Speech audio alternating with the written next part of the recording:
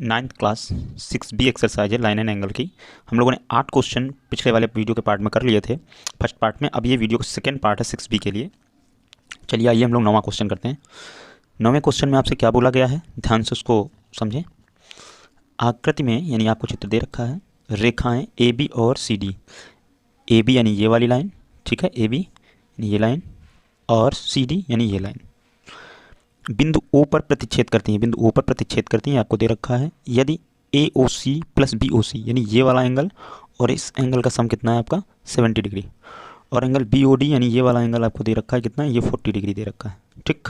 तो B O ई निकालिए। B O ई यानी ये स्पेशल आपको अलग से निकालना है, आपको इन दोनों का सम दे रखा है, अलग से नहीं दे रखा है, ठीक है। और प्रतिवर्ती सी ओ ई, सी ओ ई यानी इस एंगल का प्रतिवर्ती का मतलब हो गया पीछे वाला, आपको इतना चाहिए पूरा, ठीक है। तो ये आपको निकालना है। तो देखिए कैसे कर, किस तरीके से हम लोग करेंगे इस क्वेश्चन को, आइए समझते हैं। देखिए सबसे पहले आपको ये बात मालूम है कि जो ये है ओ ए और ओ बी, ये क्या है, एक लाइन है, ठीक है, ए ओ ए और ओ बी। तो ये एक पूरी लाइन एंगल होगी, यानी इन तीनों का सम कितना हो जाएगा 180 डिग्री। तो अब इसको लिखना तो 3 पार्ट में है, लेकिन पहले इन्होंने 2 पार्ट में लिखा है, ए ओ सी, ठीक। फिर उसके बाद सी ओ बी यानी इस पूरे बड़े वाले को ले लिया, इन दोनों का सम कितना होगा 180 डिग्री। उसके बाद देखिए ये वाला एंगल 2 पार्ट से मिलकर बना है, सी ओ ई से और ई ओ बी से।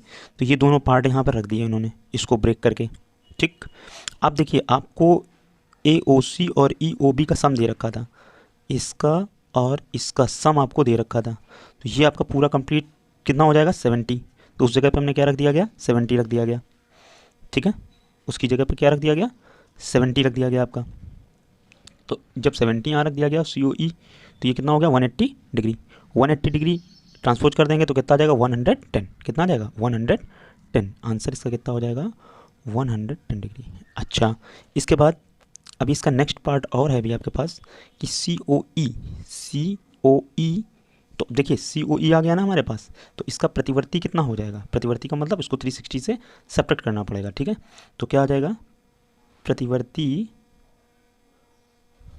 किसका, कोण सी ओ ई का, ये हो जाएगा 360 माइनस एंगल सी ओ ई, ठीक है। क्या हो जाएगा सी ओ ई, कोण सी ओ ई। तो वो भी हम लोगों ने निकाला कितना 110 अंश। तो 360 माइनस 110 अंश, तो ये कितना आ जाएगा 250, कितना हो जाएगा 250 अंश, ठीक है। अब इसके बाद आपका 250 अंश आ गया। अब देखिए क्या है, ये 110 उसको 360 में घटा देंगे तो प्रतिवर्ती कितना आ जाएगा 250। अब अभी क्वेश्चन खत्म नहीं हुआ, अभी आपसे यहाँ पर ये हम लोगों ने सी ओ ई प्रतिवर्ती निकाल दिया, बी ओ ई अभी यानी ये अकेला एंगल आपसे भी पूछा जा रहा है। अभी आपसे कौन सा, ये वाला एंगल अभी पूछा जा रहा है आपसे, आपसे ये वाला एंगल अकेले अभी पूछा जा रहा है। तो इसको कैसे करेंगे हम लोग, क्योंकि अब देखिए ये पूरी लाइन का जो है ओ सी और ओ डी एक रेखा होगी, तो ये पूरा 180 डिग्री होगा, जिसमें से हम लोगों को क्या पता है, जिसमें से हम लोगों को ये एंगल अभी हम लोगों ने निकाल लिया, और ये एंगल हम लोग को दे रखा था ये 40 डिग्री। तो बस इसका यूज करके हम लोग सॉल्व कर लेंगे, ठीक है।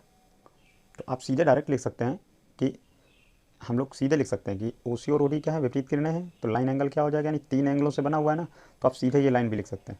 और इसकी जगह 180 डिग्री आपको मालूम है, और इसकी जगह पे आपको 40 डिग्री मालूम है, रख दिया दोनों जगह की वैल्यू।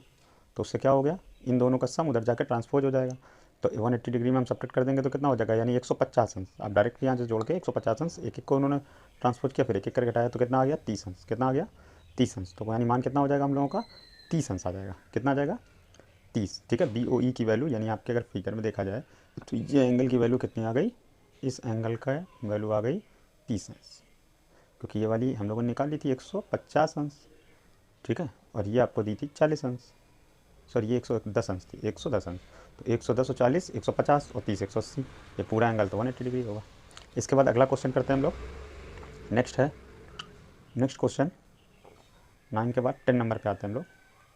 देखिए 10 नंबर में क्या बोला जा रहा है, 10 नंबर में कहा जा रहा है आकृति में रेखाएं एक्स वाई और एम एन बिंदु पर, 2 रेखाएं हैं एक्स वाई और एम एन बिंदु ओ पर प्रतिच्छेद करती हैं। यदि एंगल पी ओ एक्स, यदि angle P O Y, angle P O Y बराबर 90 डिग्री, ये आपको तो फिगर में दे रखा है पी ओ वाई, यानी कि ये वाला एंगल आपको कितना दे रखा है, ये वाला एंगल 90 डिग्री, ठीक है। और एंगल ए और बी, या कि फिगर में ए और बी बने हुए हैं, इनका रेशियो कितना दिया है 2:3। तो सी की वैल्यू यानी इस एंगल का आपको वैल्यू फाइंड करनी है। ठीक, तो कैसे करेंगे अब हम लोग देखते हैं, सॉल्व करने की कोशिश करते हैं। देखिए इजी है, पहले आपको एंगल का रेशियो दिया गया है, तो आप रेशियो का मतलब होता क्या है अपॉन, ठीक है ना। पहले रेशियो दिया हम लोगों ने लिख लिया, जो वैल्यू दी गई थी वो लिख लिया। अब इसके बाद रेशियो का मतलब अपॉन ही होता है, तो यहाँ से ए की वैल्यू क्या आ गई बी के टर्म में, या बी की वैल्यू निकाल लो या ए की वैल्यू, किसी एक की वैल्यू निकालनी पड़ेगी आपको यहाँ। अब एक साइड 90 डिग्री है, अगर इस साइड ये 90 है तो इस साइड भी दोनों एंगलों का सम कितना होगा 90 डिग्री, तो पूरा तो होता है 180 डिग्री। तो हम लोगों ने यही किया यहाँ पर, ये यहाँ इन्होंने कैलकुलेशन में यही किया, पूरा लाइन एंगल का वो फार्मूला लगाया। ठीक है, तो आप डायरेक्ट भी लिख सकते हो कि जो एंगल पी ओ एक्स होगा वो कितना होगा 90 डिग्री। ठीक है ना, आप ये लाइन सीधे लिख सकते हो एंगल, ये यहाँ पे आप सीधे डायरेक्ट भी लिख सकते हो क्या, एंगल पी ओ एक्स, ठीक है ना, इक्वल 90 डिग्री। और पी ओ एक्स किससे किससे बना, ए और बी से, तो उनकी जगह पे क्या रख दिया ए और बी, सॉल्व कर लिया। अब ए की वैल्यू बी के टर्म वाली रख दी, तो पूरा क्वेश्चन हमारा ये जो है बन गया ए की वैल्यू ये वाली, ठीक है ना, ये वाली वैल्यू उठा के हमने यहाँ पे रख दी। ठीक है, ए की जगह पे, तो पूरा टर्म किसका बन गया बी का।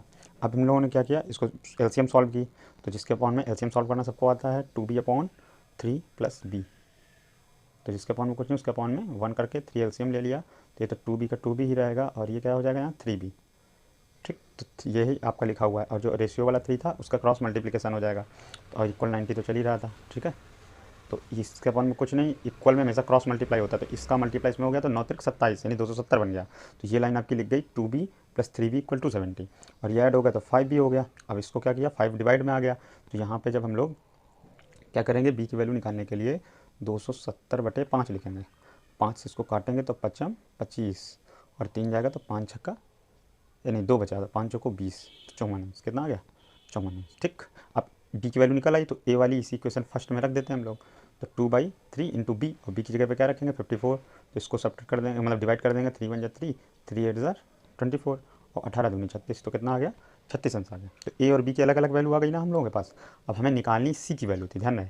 तो अब ये एक लाइन एंगल बन रहा है पूरा, कौन सा बन रहा है, ये आपका ये पूरा आपका लाइन एंगल है। ठीक, तो ये बी और सी का सम 180 डिग्री होगा, अब भी हम लोग निकाल चुके हैं, तो बस ईजी तरीके से आ जाएगा। ठीक, क्या किया गया, एम ओ एन क्या एक सरल रेखा है, तो दोनों का सम कितना हो जाएगा 180 डिग्री, बी की वैल्यू रख दी, ट्रांसपोज कर दिया, तो सी का आंसर क्या आ गया 126। ठीक है, इजी है क्वेश्चन, इसको अच्छे से 2-3 बार प्रैक्टिस करिए। क्वेश्चनों में ये जरूर देखिए कि किसकी वैल्यू दी गई है और हमें क्या निकालना है, फिगर को जरूर ध्यान से देखें, पहले फिगर को समझें फिर क्वेश्चन सॉल्व करने की कोशिश करें। इसके बाद 11 नंबर की बात करते हैं हम लोग। ठीक है, आइए 11 नंबर देखते हैं। 11 नंबर कैसे करेंगे क्वेश्चन, निम्न आकृति में यदि कोण पी क्यू आर और बराबर पी आर क्यू। अब देखिए इसमें क्या है, कौन कौन सा एंगल दे रखा है पी क्यू आर, तो पी क्यू आर का मतलब यही हुआ। ठीक, और पी आर क्यू तो यानी ये वाला एंगल हुआ, पी आर क्यू कौन सा एंगल हुआ, ये वाला एंगल हुआ।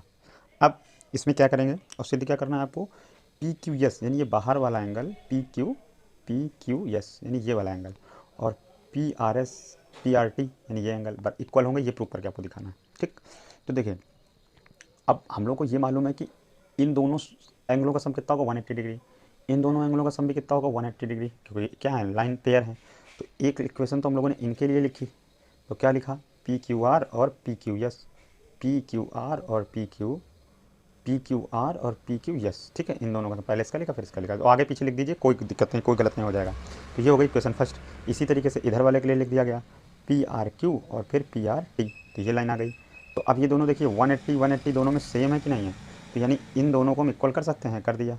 अब देखिए इसमें कोई एंगल सेम है क्या, पी क्यू आर जो है वो किसके पी आर क्यू के इक्वल है, तो पी आर क्यू जो है वो किसके पी क्यू आर के इक्वल है, तो ये दोनों तो कैंसिल आउट हो जाएंगे, तो आपके पास सिर्फ यही तो बच जाएगा P Q S equal to P R T. Easy है क्वेश्चन, हो गया, कोई प्रॉब्लम हमारे हिसाब से आपको नहीं होगी। ठीक है, इसके बाद 12 नंबर क्वेश्चन अगर देखें हम लोग, 12 कैसे किया जाएगा, तो 12 में देखिए आकृति में x + y = w + z है, तो सिद्ध कीजिए कि ए ओ बी एक रेखा है। तो अब अगर किसी को हमें लाइन एंगल प्रूव करना है, तो इसका मतलब वो जितने एंगल हों उनका सम हमें 180 डिग्री प्रूव करना है, इस पूरे को 180 डिग्री प्रूव करना है, जो कि ए ओ बी हमें प्रूव करना है, एक लाइन है। ठीक है, तो इसके लिए हम लोग क्या करेंगे, सबसे पहले आपको जो जो रिलेशन दिया गया है उसको जरा थोड़ा ध्यान से देख लें। आपको x + y = w + z ये दे रखा गया है। ठीक है, और सिद्ध तो देखिए सॉल्यूशन हम लोग करें, सिद्ध तो ये करना है कि लाइन है। अब उत्पत्ति कैसे करेंगे उत्पत्ति, तो देखिए चारों एंगलों का सम 360 होता है, कंप्लीट एंगल जिसको बोलते हैं, ठीक है, पूरा संपूर्ण कोण। तो संपूर्ण कोण पूरा कंप्लीट एंगल 360 का, तो चारों एंगलों का कितना हो गया 360। और देखिए हमको X Y equal to 180 prove करके लाना है, तो क्यों ना हम डब्ल्यू प्लस जेड की जगह एक्स वाई लिख लें, क्योंकि ये तो हमें रिलेशन दे रखा था।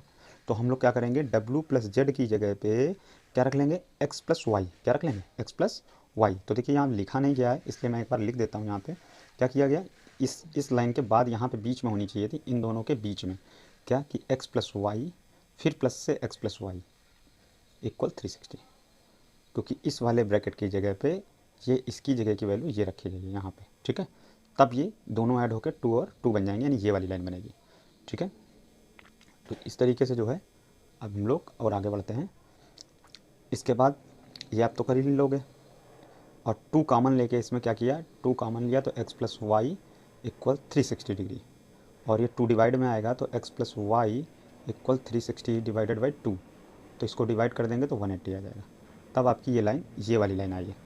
तो अब ये जब भी किसी दो लगातार कंटिन्यू एडजेसेंट वो हों, यानी ठीक बगल वाले दो एंगल, उनका सम अगर 180 डिग्री प्रूव हो जाए तो ये बात पक्की हो जाती है कि वो जिस बेस पे बन रहे थे, जिस आधार पे, वो एक लाइन ही होगी, यानी कि ए ओ और ओ बी क्या है, एक लाइन है। इसके बाद नेक्स्ट अगले क्वेश्चन पे हम लोग चलते हैं 13 नंबर पे। देखिए 13 क्वेश्चन थोड़ा सा टफ क्या कहेंगे आप, बड़ा है, बाकी तो कुछ टफ नहीं है उसमें, ठीक है। तो क्या बोला जा रहा है इसमें, इसमें कहा जा रहा है आपसे संलग्न आकृति में पी ओ क्यू एक रेखा है, पी ओ क्यू एक रेखा है, पी क्यू पर ओ आर जो है, ओ आर ये जो है वो पी क्यू पर एक लंब है, लंब का मतलब जो 90 अंश का कोण बनाता हो। किरणों ओ पी और ओ आर के बीच में ओ एस एक अन्य किरण है, ओ पी और ओ आर के बीच में एक अन्य किरण है ओ एस।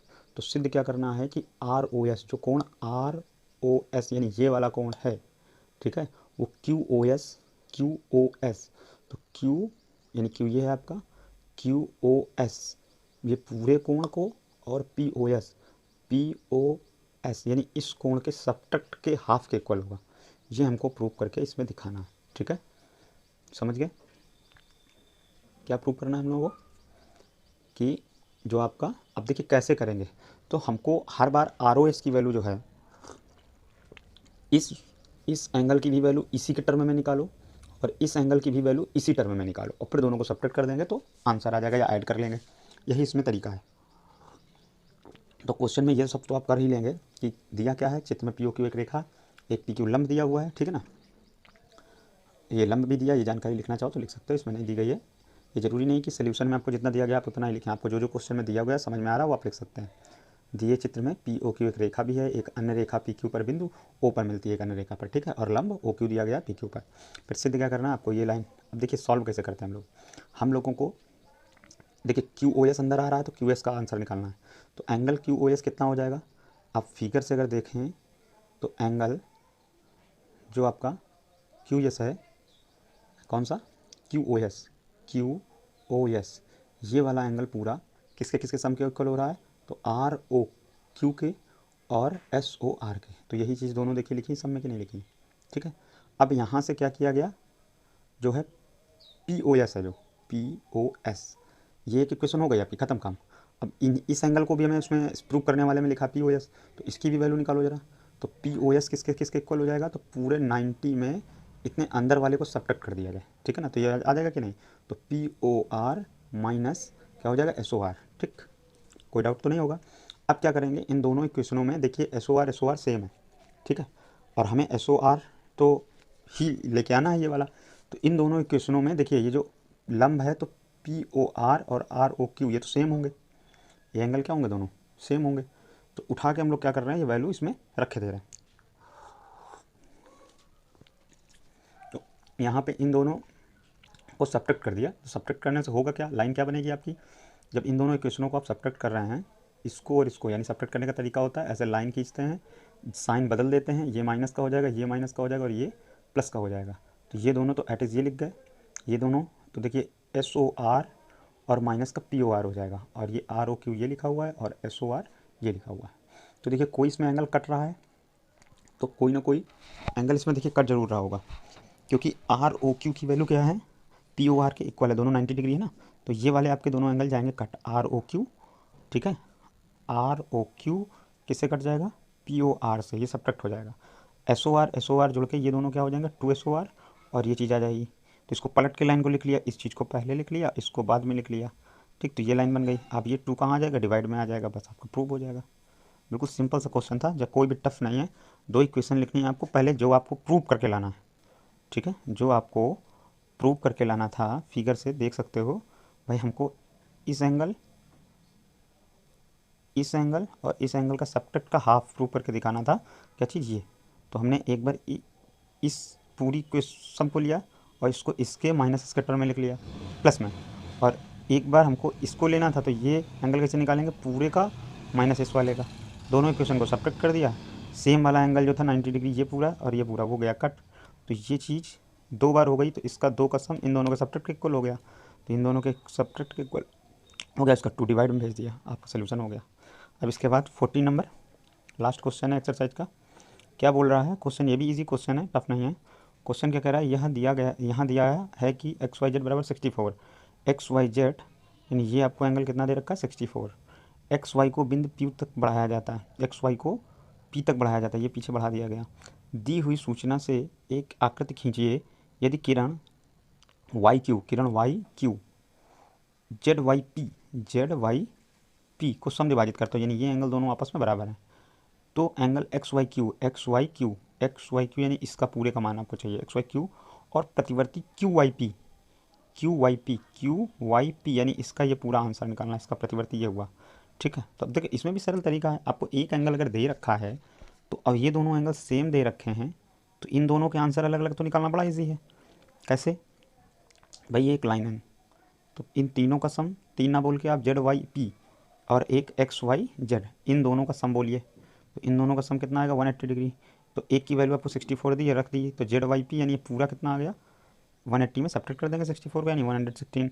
अब ये हाफ हाफ है क्योंकि इक्वल पार्ट में डिवाइड कर रहा है, तो सिर्फ अगर हम लोग बात करें QYP की, तो QYP क्या हो जाएगा, पूरे ZYP का हाफ, ठीक है। यहाँ पे देखिए 2 नहीं लिखा है डिवाइड में, 2 आप लोग लिख लीजिएगा, ZYQ का हाफ होगा, तो 116 डिवाइडेड बाई 2, तो कितना आ गया 58 डिग्री। यानी आपका केवल ये एंगल 58 है और ये एंगल भी 58 है, ठीक है, 58 डिग्री। और ये तो आपको 64 दिया ही गया था, ठीक है ना, इधर वाला 64।